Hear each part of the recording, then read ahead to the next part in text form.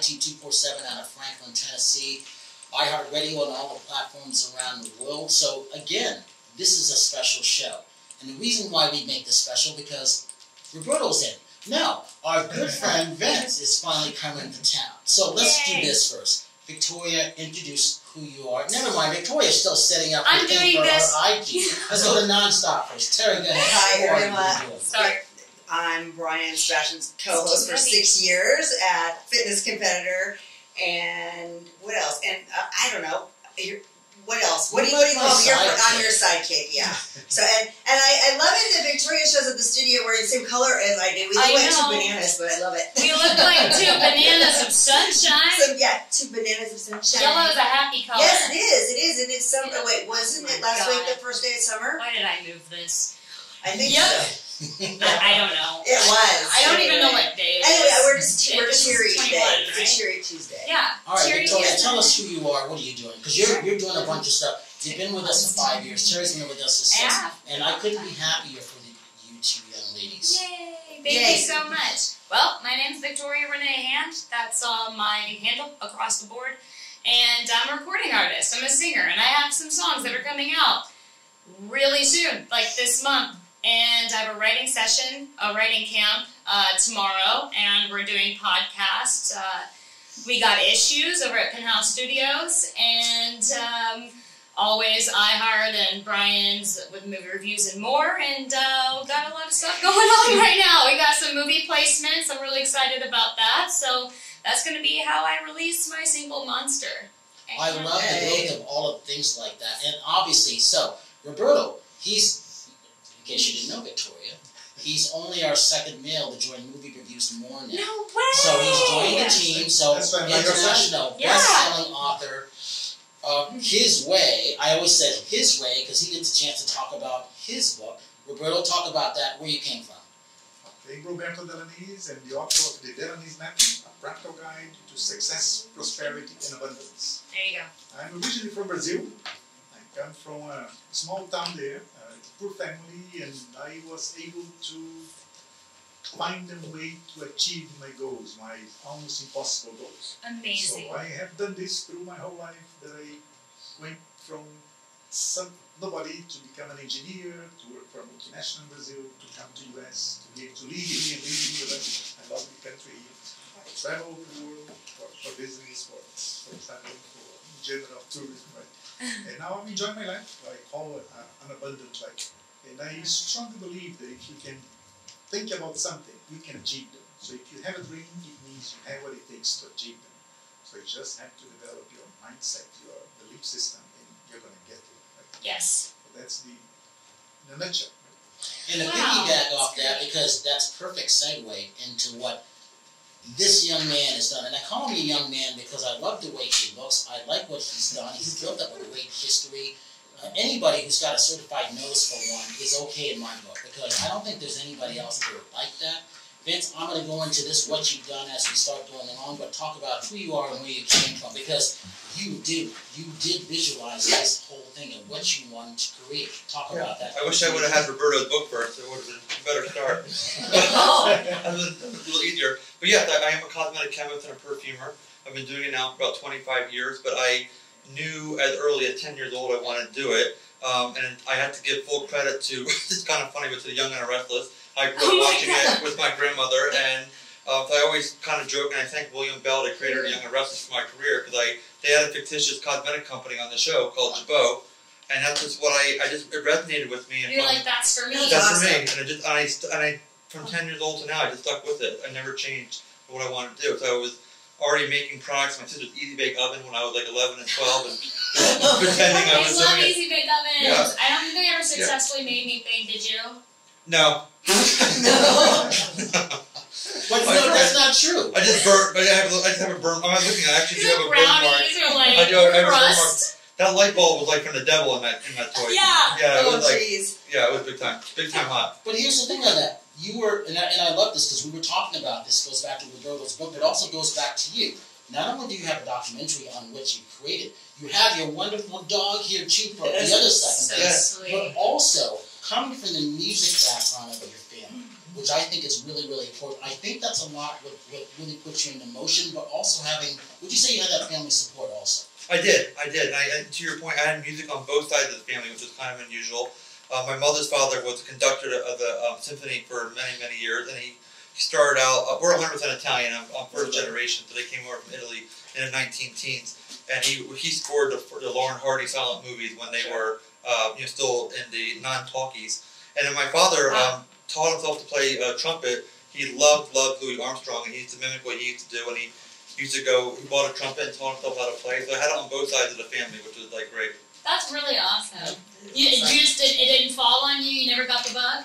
No, I did. I played saxophone in high school. I did like all the shows, like the drama club stuff, and I saw nothing really. I wouldn't make a career out of it. No, it wasn't that good. Like they were. Yeah. You didn't love it as much as they did, but you did find what you loved, and you completely followed your bliss, and you kept your eye on the brass ring, so to speak. Yeah, and to Roberto's point too about really kind of following, really kind of having grit and keep going. I was told 1,000 times, you're going to change your mind. This is like a childhood dream, blah, blah, blah. And cosmetic chemistry is not really a popular thing. And probably most of you never met a cosmetic chemist before. It's not, you don't kind of run into them too often. But all these products that we all use have to get to the market somehow. And it's people like me that are putting them together. That's cool. So, did you go to college for chemistry then? That's a whole other story. I know, a whole other story. Well, that's the first thing I'm going to think of. Like, how did you learn how to be a chemist? Exactly. The cosmetic chemistry degree doesn't really exist. You got this kind of interdisciplinary means you make it up. So I went to college for chemistry, and then again with the same bug that I had at my college was in the Pennsylvania mountains, which is about an hour-and-a-half drive from Manhattan. So me and my buddy Doug was my roommate. We used to finish class like at 2 in the afternoon. I would drive to Manhattan and be going to resumes to like Lauder, Chanel, Redken, Revlon. Really?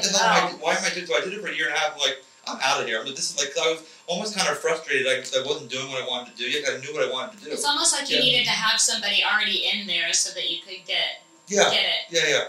Cold calling it's just too niche of an industry. Yeah, but I got in my car from college and I just drove west to, and I honestly didn't know where I was going. I didn't know if I was going to Denver, Chicago, or Texas, and I just You sat in your car? Yeah, I just drove away, and eventually I got to Malibu, and I'm like, well, it's either here or Tokyo. Malibu's for me. That's where I started. But talk about this. Could I say you were summoned into the guidance counselor's office or in front of the president? Tell that story. I was. I actually, so my guidance counselor, Patricia Phillips, and I hope she gets to hear this because she's one of my mentors, I guess, growing up. She did believe in me. She's like, you know what, guidance counselor's job is to get these kids in college, or get us all into college, right? And she did help me do that. But I was very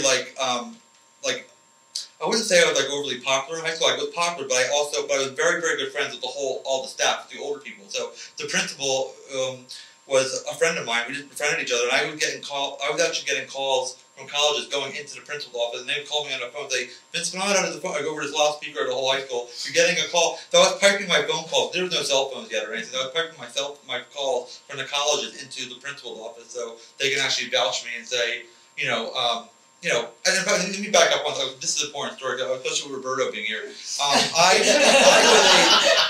I was a straight C student. I had dyslexia and I didn't know until I got into college.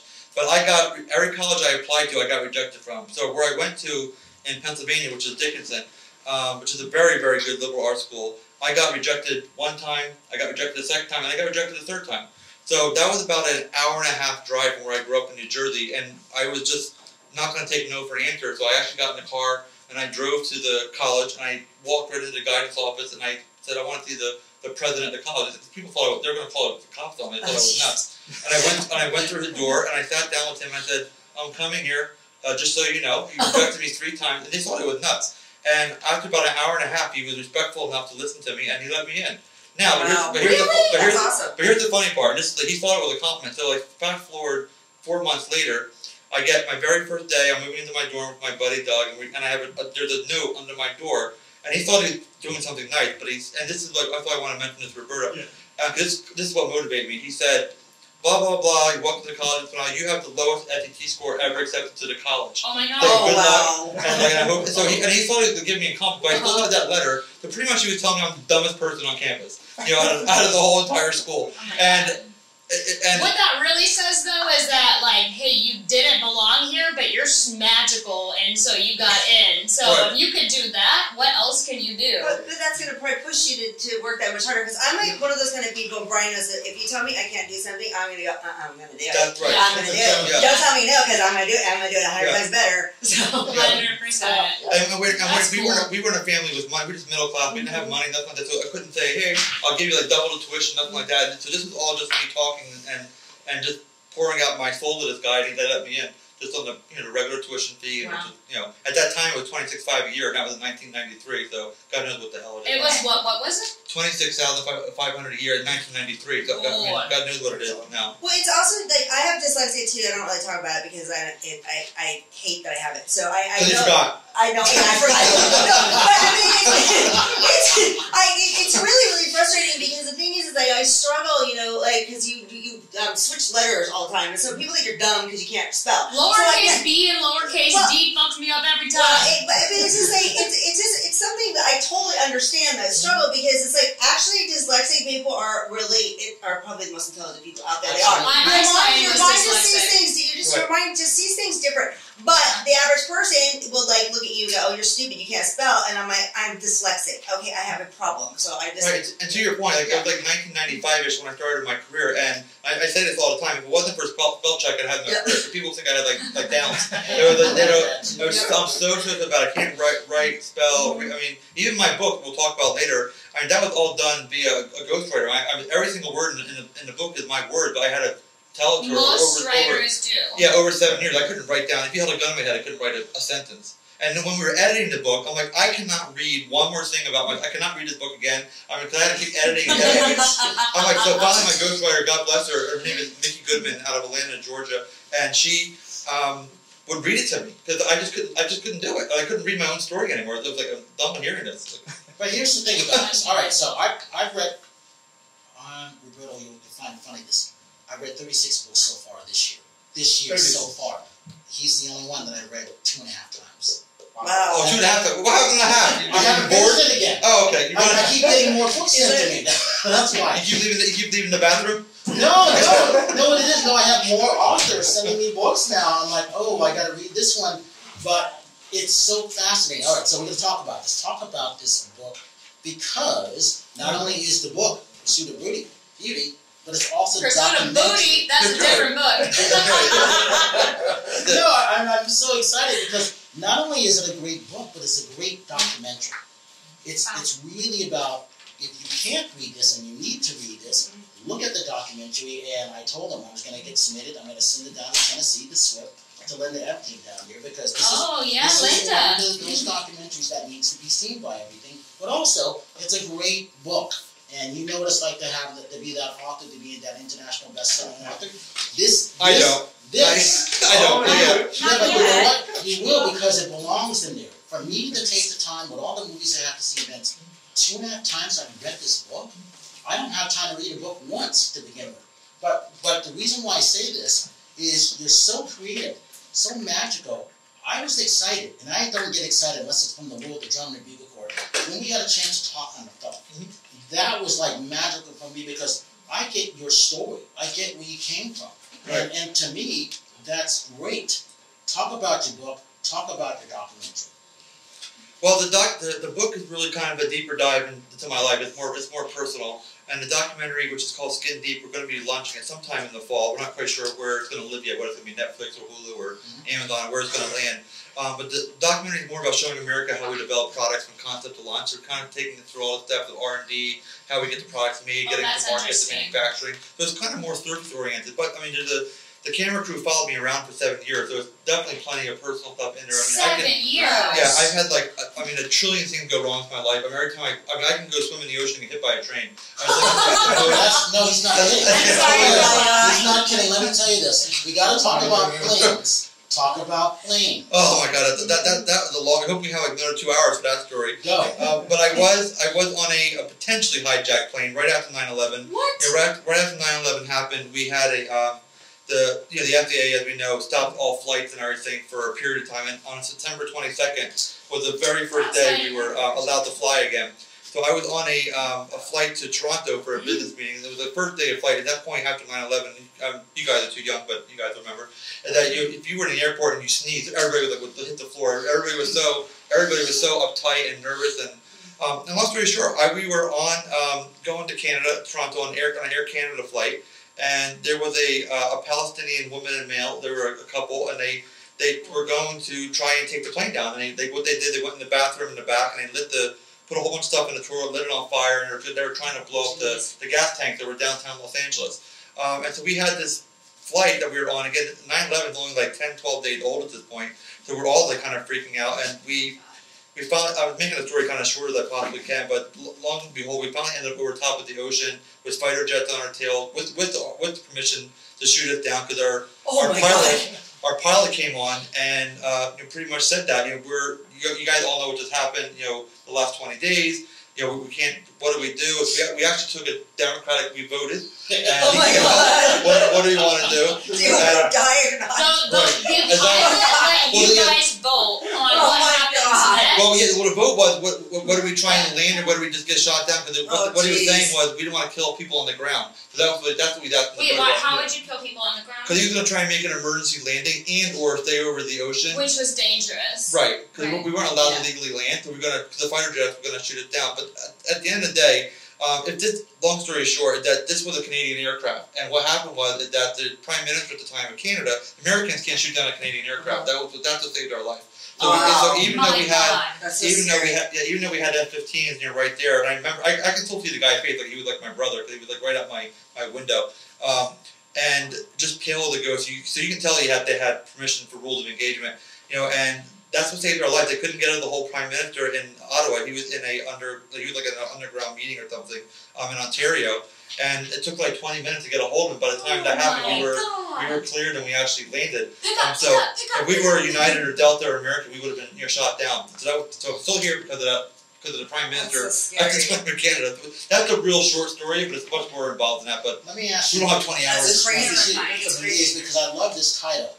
Don't they ever clean the floors? Right. Oh, that's kind of funny, because I'll tell you two stories about that. I'll go back to the 9/11 story in a second. But I tend to get jokey when I'm really nervous or scared, because I'm kind of a soothing. I like to soothe people rather than being freaky. So I'm definitely the guy you want around in a disaster. Now, 2 days later, I'll be rocking in a corner drooling. It'll hit me 2 days later. But during the tragedy, I'm really good guy to have around. So what happened was, when we finally landed in LAX, all these stormtroopers came on the plane with they smashed through the doors and with big gigantic guns and everything, and they threw us all down on the floor. And this lady was freaking out next to me, and I had my face on the floor, and I was laying in a pile of peanuts or something. Oh my God! I told me, it was anyone ever clean these fucking floors? Oh my God! Said, what are you talking? So I just kind of make people calm. But real funny story. I was on I call it the Buddy Holly plane. I was on a puddle jumper from Santa Fe, New Mexico to Aspen, Colorado, and it was Christmas Eve. So I was going to see a friend there in Aspen, and it was a 6-seater plane, one of those one of those kind of planes. Yeah. And once again, it was a beautiful day. It was a flight, and we were about 20 minutes from landing, and we hit just crazy blizzard from hell. And this plane was being thrown around like it was a toy. And that day, I knew that we were dead. And you just knew. Yeah. So finally, we went down into this we hit some kind of air pocket. We went down to into a very steep, almost a 200-mile-an-hour drop. So I knew we were dead, and we were one of those ones where your whole body stuck to the thing, and everyone is screaming and blah blah. And I just I don't know why it came out. I just was we're getting ready to crash and burn, and I'm like, nobody gets to eat me. And that's just what I said. And they were like, what are you talking about? But they all started laughing while we're in this downward spiral. Oh my God! You're a fucking rock star, dude. That's awesome. I was like, that's amazing. And I was thinking in my head, I don't want to be dismembered. Oh my God! And nobody gets to eat me. Because it's a snowy mountain plane crash. I know, I'm out. You have 5 other choices. I'm not being eaten. So a couple minutes later, after we landed, we were safe. You literally saved we were laughing while we were getting ready to die. So that's the kind of way I'm wired. Now again, 2 days later, I was rocking in a corner somewhere from the fear, but I'm glad that no one ate you. I know, for real. I know. I'm glad you didn't die. What was the story? Because that did happen where a plane crashed and they just eat the people. Oh yeah. That was Well, that was the Chilean soccer. I was going to say Chilean soccer team. Yeah, I mean, they ate each other. Oh. They ate their dead bodies. Right. After 40. The movie's called Alive. Alive. Yeah, it's a great movie. Good family film. I just said that. It's Ethan Hawke at the start of that. Yeah, it's a very good movie, actually. That would be the last thing I would be thinking about. The plane's going down. Don't eat me. I feel like if I'm dead, I might not care. But, Now, that Chilean soccer team there won.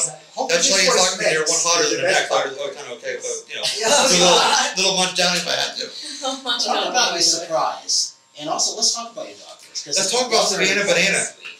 Can the camera see Savannah Banana? She's hiding her head. Well, they probably can see her head. Come over here, honey. There you go. What There we go. Take a the head pretty camera. girl. So this is my 200-pound English Mastiff Savannah, and she is a official honorary Marine.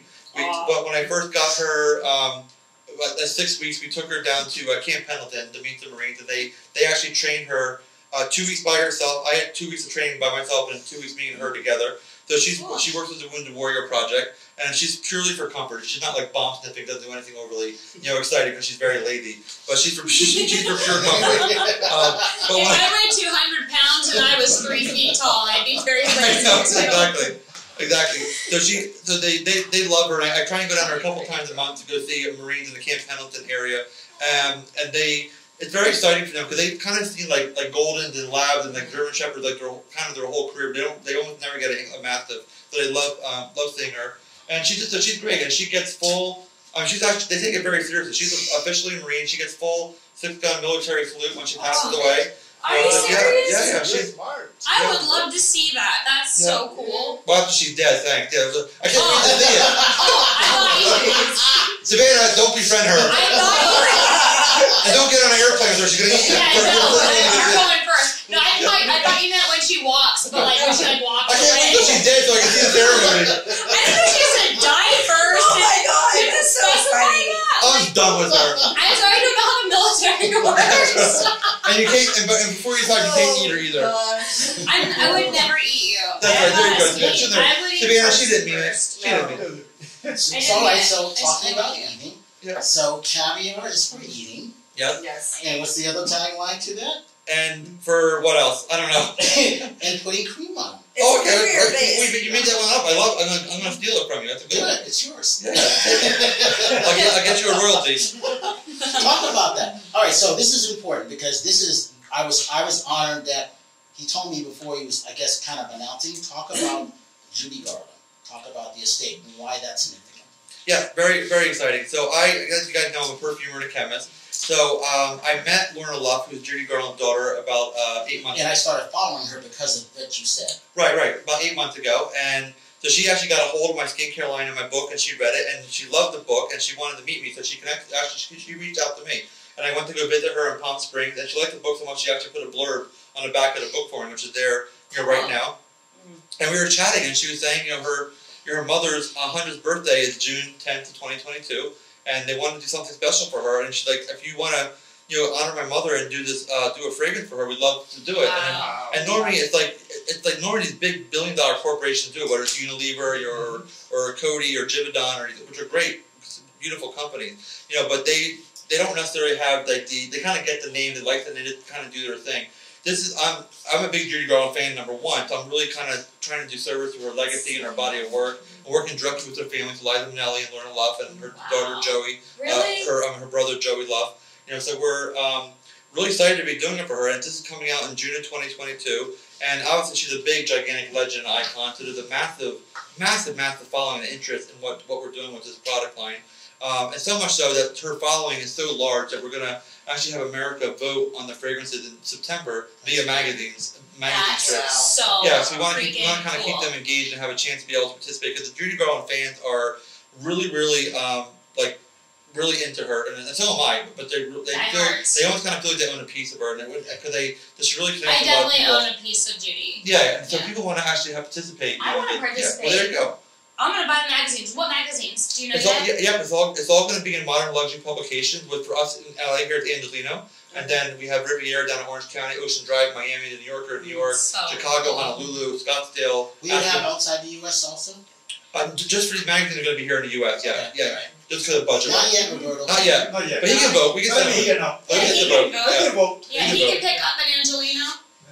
Yeah, absolutely. We'll get Angelino. Yeah. New York. Yeah. Yeah. No, So that's really exciting. Really good. Yeah. And then we have full support of the family in this state, which is even better. So we're keeping them engaged in every part of the process. They're getting to really participate. And Lorna is very, very involved. She's helping me, solidify the fragrances, the bottle packaging, the romance copy of how the story is going to go, the images that the family feels comfortable using. What story? So you have a story that comes out with the whole package? Right. Yeah, because really, Because you don't do anything halfway, do you? no half-half. Yeah, that's right. Wow, that's Like, I would eat my dog and eat her fully. Oh my God. Right, yeah. And you're Not gonna do just it to a paw. Oh my Yeah, God. not just a paw or a leg. Yeah. I would It's only it'd be- got 3 legs, kind right. of savage. That's right. It'd be like Jeez. the 12 fishes for the Italian Christmas. What Except the dog. an honor that everybody in the world, you're the guy. Yeah, and it's really People, exciting. they trust you. Yeah, by far this is my most exciting project in my career. Yeah. I don't know how you could possibly top this. Yeah. It's like, I'm not saying you won't, but this is that's this is right. a big moment. We hope so. Good for you. Once we get your votes, we'll know what we're doing. Talk about how did you get Michael Jordan to say yes? That was the very, very, very beginning of my career. So that what happened was my very first big project was Jennifer Lopez's second fragrance called Still, which I worked on back in the very late 90s. And that was with a whole conglomerate, big corporation that I consulted with. But that was led to Michael Jordan. So Bijan, which is right here in Beverly Hills on Rodeo Drive, I'm not sure if he's even there anymore, but he was the fragrance house that was going to produce the Michael Jordan fragrance. So that was one of my first or second, maybe my third project that I actually worked on. So I was a consultant for that, and it was all sold through. And it's like, Show you. oh, I can't wait to see. Yeah, I bought this just for you. I put it in my purse. Is it a fork and knife to eat my dog? Look at what I have. Oh, what is it? Oh, dessert or Jessica Simpson. I bought the whole line This is when I was my like other- 15. Yes, I have these all. This is my other big project I did with Jessica. She's a lovely, lovely girl. This is my favorite thing Yes. in the world. Yeah. Like, I would just spray it. This and is then, me. I know, it's great. I'm about to fangirl so hard. You're like, yeah, it was edible 10 years That ago. smells so I good. had this for a Isn't that while. pretty? Yeah. And that was Jessica's idea to have a whole It edible line. tastes So everything we did for her was edible. So And it was like, sparkly. yeah. And this is during her MTV reality show she had with her husband at the time, Nick Lachey, and they were doing it together. Yeah. So she's a lovely woman, very smart businesswoman too, for that matter. Very Yeah, smart. she doesn't get enough credit for that. No, she last does. time I saw her, she was does. pregnant. I said, and she had the successful fashion line, and I was so proud of her. I said, Yeah. make one for me. Make one for I know me. exactly. Yeah. And she just, that's a good idea, Brian. Yeah. Let's Let's It do it. makes you taste good. That's genius. I know. Like, Yes. The gift keeps on giving, right? You know what I'm saying? So next, this is what I keep Okay. telling the girls. I said, after he's done with Liza, I challenged him to make something for Movie Reviews and More with the 11 girls. What would he come up with? Because you've never done anybody in the movie side of what we're doing. No, I haven't actually. No. And I said, why didn't you do something for Movie Reviews and More? Because we're that global brand and what we're doing. He said, that would be interesting for him because I go by what the girls like. Right. And then I told her, I like white diamond. Yeah. I like what women like because it smells good Right. on my skin. Right. And so I don't even know what I really like, but I know I like that. And that's one thing we're doing with the Judy That's fragrance the point. as well. You're supposed to be attracted to the woman's I know, fragrance. exactly. And that's what we're doing with the Judy fragrance as well. But, I mean, obviously she's a woman, right? A legendary woman. But, I mean, half of her following is gay males, right? So we can't ignore that market. So we're doing a pure unisex fragrance for her. Oh, Because if cool. we would ignore the gay market, we'd lose half the Yeah. audience. Okay, So it's really yeah. for women and gay, I mean, straight men too, totally bi, but that's not really her following. But between women and gay men, it's really a big part of the following. So we want to make sure this is unisex and great for both sexes. Even when we're developing the bottle design, it's so technical. You wouldn't believe how much goes into it. We're making sure that it fits in a woman's hand, fits in a man's hand. Because there's a lot of bottle stuff that came out there that can be a beautiful fragrance and a bottle is a disaster, or a bottle is beautiful and a fragrance is a disaster. So you have to really kind of balance out the whole Makes thing. sense. Bottles that tip over, they don't feel good in your hand. You can't put them in your purse and that kind of stuff. Right. Yeah. The lid came off. Has your lid ever come off in your purse? Oh, Yes. Yeah. Yep. Yeah. That's the All the worst. time. Yeah. What do you do about that? What makes the bottle or the container attractive to make people buy it? Believe it or not, it's actually so technical. Like, I'll just use Judy for an example. We're looking at her body of work, and my artist, David Scheid, down in San Diego, he's absolutely brilliant, and he actually studies her movements A lot of her very well-known shows. One from like the Summer Stock and then Easter Parade and stuff from the Wizard of Oz, you know, etc. And he literally is able to design her movement and her body and her shape into the actual bottle. So it sounds kind of hard to explain, but when you see it with the advertising, you know right away it's Judy Garland. So it's not for example, it's not a bottle that looks like her, nothing like that. But when you see her, the way she stands and the way she presents herself, that the bottle actually like her silhouette is like with the one leg kind of, in. yeah, kind of. It is, right? Yeah, kind of, yeah. See, I am a Judy Garland. You are. Yeah. Good time. Yeah. Talk about this. What makes this unique? Well, being a chemist too, I mean, I've been developing products for my celebrity doctors, retailers my whole career. And when I was working on my own product line, I kept revamping it, because I keep always have access to new technology. Guys, it's coming out every year, every 2 years. So I kept changing it. I wanted to keep making it. So finally, I said I had to stop and get it done. And I got approached from, it's right here in the front actually. It's right there. Sure. Oh, There you go. Yeah. Okay. So I actually got Very approached classy. from a distributor in Dubai, which is where we wanted to launch it at. So we really kind of tied it around the Dubai market. And Dubai is one of the diamond capitals of the world. They make and sell diamonds like a lot. Like a lot. So the whole line is based in caviar and diamonds. So it actually has real diamond dust, which is diamond That's very syrup sexy. in the product line, and caviar extract. And the main thing about this product line is we call it instant gratifiers. We have raw materials that give you instant gratification. So when you, ladies, I'm gonna give you both a kit.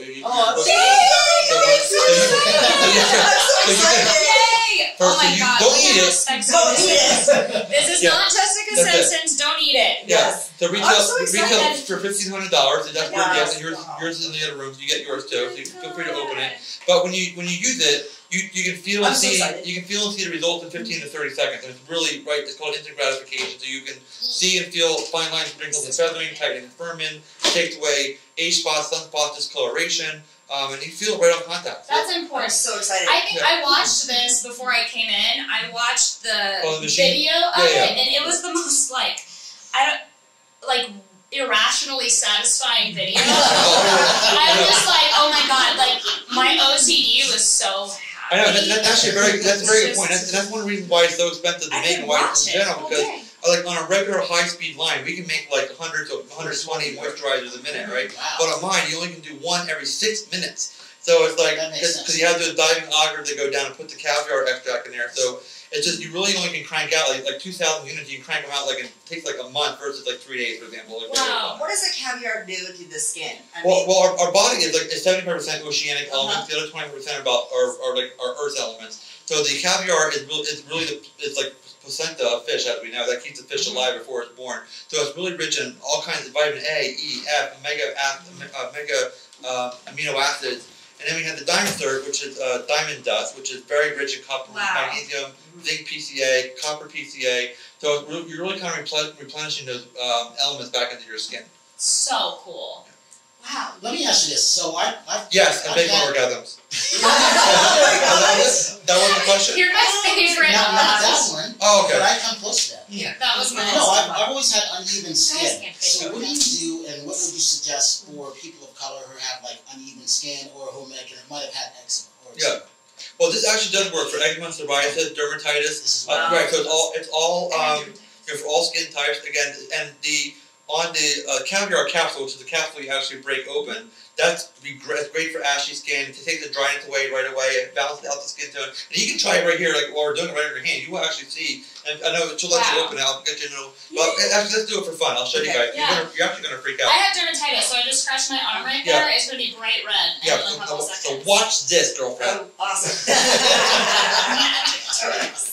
Magic and science are the same Right. thing. All you guys, even Roberto's going to be able to try this over there in the West Wing. The capsules. When we're digging into your product there. That's okay. He's actually our gel. You can't eat these. I know you like to eat things. I do. I do. You can put it on your skin and eat it. Drop. So wait till you guys feel it has a tremendous amount of playtime, which means that here, try this. So rub a little bit for Roberto Oh, it there. feels good. Here. There you go, Roberto. So you'll see and feel right Oh, away wow. I love that. how it balances out the skin tone. I feel like a woman. I did. You look like it. Oh my God, That's that's so good. Can you feel it, This Roberto? is You got a little bit left. really nice. Oh, this is really good. That feels really good. This is incredible. So So again, wow. so you feel it and see it right on contact. That's Yeah. kind of one of the main attributes, of it. Oh my god, I love Because that. I get dry skin. Yeah. Me too. Yeah. Do you feel that, Brian? I do actually. I love the way it smells. And just like a little But bit yes, of it is. But the best result for you for sure is I would just do a bag. Oh, it smells That's it. good. It's a lot cheaper. Like Oh my god. 15, 20 cents. You're good to go. Let me ask you this. Oh. How do you get a certified nose? How did that process go? Certified nose actually is very, very similar to like a sommelier almost for wine. So you really have to kind of just train yourself like you would with wine. Same thing with oils. So I've worked with and identified over thousands of oils over the last 25 years, and you learn how to put them together. And my nose is actually certified for $1 million, kind of like Sid Cerise used to be, or Ginger Rogers has her legs certified. Right. So it's really the same. So it's really a certification that I have through Lloyd's of London. So it's kind of like it's not fictitious, but it's a real thing. But it's not like No, a it's real. not fictitious. Yes, but it's like, it really just protecting my nose, and I'm able to actually identify these fragrances and put them together and do all that. Yeah, How long did that process take? that took almost 20 years. Wow. Yeah, 'cause 20 years? There's so many oils out there, and so it's not just about identifying each oil, but how to put them together, how not to put them together. The top note, the middle note, the base note, and how they kind of the longevity of the notes. Yeah. So for example, when you spray a fragrance, you have the top note, which is the heart, which comes out right away. That's what you smell right away. And then now 15 minutes later, you smell the heart note, which is the middle note. And that'll hang around for an hour or two. And then the bottom note is what you have. That's what will stay on your fabrics, on your clothing, on your pillowcases. That's what lasts for 2 or 3 days. So you have to have all these layers and how the product actually will permeate in the air over time. Didn't even know Yeah, that. there you This go. is all new to me. There you go. All right, so we got 5 minutes left. So Roberto, give your website, social media links, and show your book. Okay, Roberto Delanese in the social media, Instagram, Facebook, Roberto Delanese, and LinkedIn, and the website, robertodelanese.com. LinkedIn. You should LinkedIn. Yeah. Okay, your accent is completely LinkedIn. beautiful. I love it. LinkedIn. I want to speak like Victoria, you. go ahead and talk about your new I sound like such a Hoosier next to this guy. Well, you I am are from a Indianapolis. Hoosier. I'm literally a Hoosier. I'm from Indianapolis, I want to tell you. So, Victoria Renee Hand, Into the microphone, R-E-N. you singer, you. Oh, I'm so sorry. Is this better? Yes. Victoria Renee Hand, R-E-N-E-E. And that's my handle for pretty much every platform. So, And What's so you know that? what? Sing Vince a better tomorrow. oh, Let's okay, hear it. sure. Where should I start? There'd be no nightmares, only dreams. There'd be no evil people with angel wings.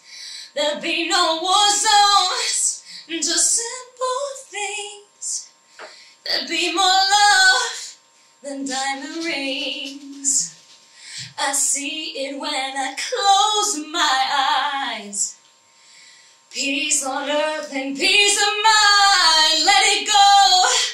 We have to restore this planet so.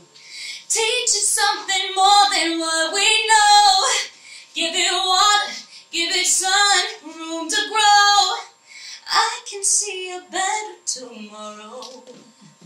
Yay! So I want that album. Thank you. I like the very end tomorrow.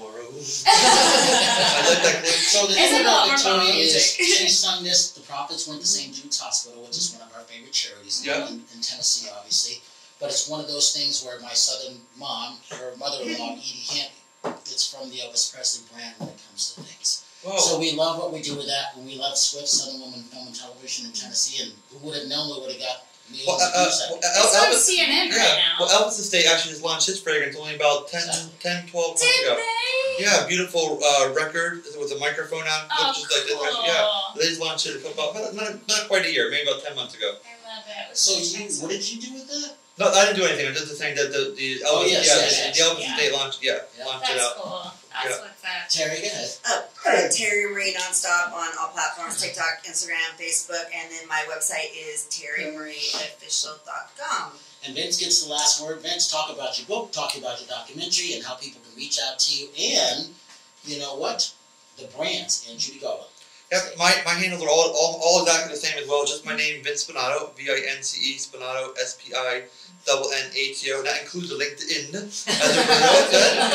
And you can get everything there. I love it. That's so funny. So I got and we have to say a goodbye for your dog also. because Wounded Warriors is very, very important.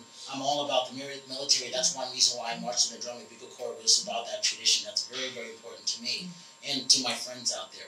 So I have to leave everybody. I got to say hi to everybody and bye to everybody. And I say this: if you see someone without a smile, please give them one of yours, because the world needs it. I'm Brian Sebastian. This is Movie Reviews and More. And I want to thank everybody for the show number 3. And stick around because we have Live at 5 coming up soon.